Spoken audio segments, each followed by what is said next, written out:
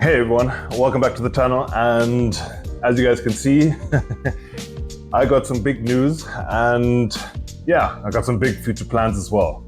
I have 2 new tanks and, well, 2 new aquariums. And by new, they're actually not new, they're actually second-hand. Well, this one here actually being third-hand. I spend quite a bit of time actually on second-hand marketplaces. Here in Germany, we have quite an excellent one called eBay Kleinanzeigen. You can basically find anything second-hand there. Scrolling around, looking around what goodies I could technically find. Obviously, aquariums, filters, lights, hardscape, and even plants. Whatever people don't need anymore, basically they just put up there for a few dollars, a few euros. I found this tank here first. This tank here was for free. The owner, he literally just put it up for €1. So the first thing I did was literally just go onto his profile. I wrote him immediately telling him that I want this tank. And the nice thing about it is it actually even came with the cupboard as well, completely free. This tank here, I basically found a few days later after I actually picked up this tank. I think he listed it for €30. I just couldn't resist. Wrote him immediately and basically just told them, listen here, I want this tank. I'll come and pick it up, you know, whenever they have time. As you guys can see, now I have 2 tanks. So yes, now I have 2 tanks, and I was not planning on actually having 2 quite large tanks at all. I just couldn't resist the price. I can only urge everyone basically that wants to dive into the aquascaping hobby to give second-hand tanks or older tanks and older equipment basically a new life and another chance. As we all know, the aquarium hobby is unfortunately not cheap. Aquariums cost quite a lot, hardscape costs quite a lot, plants cost quite a lot, filters, lights cost quite a lot. Everything basically can add up very, very quickly, and especially with 2 large tanks like this, it can get quite expensive fairly quickly. With the smaller tanks behind me, yeah, it is still a pricey ordeal, especially if you want to do it right and have something beautiful in the end, and to have long-term success with your tanks. You unfortunately do need to spend some money in some areas just to have success for the long term. Though the hobby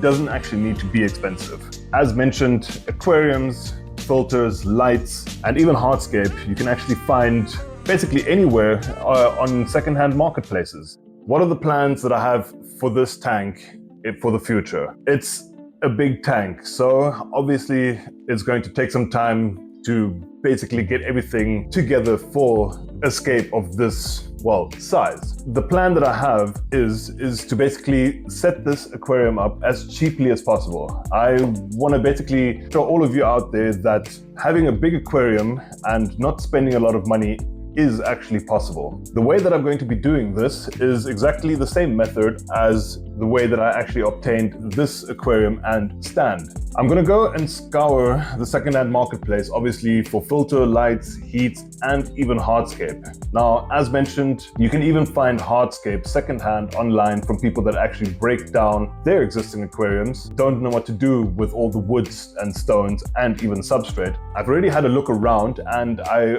have found quite a few pieces that I am very much interested in, yet unfortunately I still need to though prioritize financially my other scapes. So this is still going to be put onto pause for quite a bit of time. Now, when I saw these pieces of wood, the first thing basically that came into mind was the nanocube. So once the half moon tank is actually done and planted, the half moon tank is obviously going to be taken down. I'm going to be cleaning it up, and I actually want to rescape it as well. I want to do the same thing in the nanocube as I do with the big tank in the future. And that is to basically keep the price down low as much as possible. Now, yes, I do have the tank, I do have lights, and I do have a filter and a heater, so I'm basically sorted on that. Yet, we all know that hardscape and planting and, well, substrate a little bit can push the price up quite immensely. Even though I did buy some wood, which wasn't cheap, I'm going to try and do everything else as cheaply as possible, and I'm going to be making a video on that once the time comes. Before we continue, let me give you guys a quick update on the Half Moon tank. Nothing much to basically update on, but I'll show you guys anyway before we go to the next future project. The Half Moon tank. Yes, it's still not planted, I know. As I was mentioning, plants are one of the more expensive feature of the hobby. If you want to have success for the long term, a lot of other content creators out there always advise as well, is to plant heavy from the very beginning. Since obviously I'm not going to be planting the Half Moon tank with a lot of stem plants or a lot of carpeting plants in a sense, it's going to be mainly epiphyte plants all amongst the rocks and the wood. I want to get quite a lot of them, and this is going to obviously take quite a few plants to just fill up everything. Now, I do have an idea already, and I've already set myself a list on all the plants that I actually do want to get in the near future. A few more weeks, the plants should all basically arrive. Yeah, we can actually get to planting.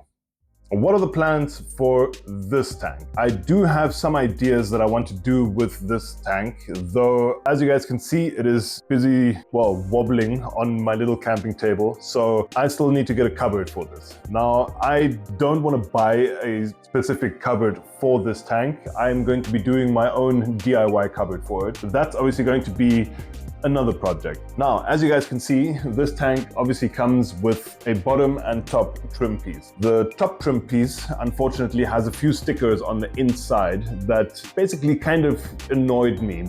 If you look up into the tank, and if the water level were to be underneath the rim, you can see the stickers. And even if the water would be filled to the top, you can see the stickers as well. Unfortunately, I didn't film this, but I tried to remove the top trim of this. Yeah, it was siliconed on quite well, though I did get it loose, but I unfortunately did make an oopsie and I broke the front of the trim a little bit. Nothing that I can hopefully fix, but I might find another trim piece online that I could replace this one with, or I'll just fix it and we'll just have to live with it. If you guys enjoyed the video so far and, well, want to see the future plans come to fruition, please leave a like and a comment, subscribe and ring the notification bell to not miss out on the future content coming out. But yeah, let me show you the other project that I still have as well.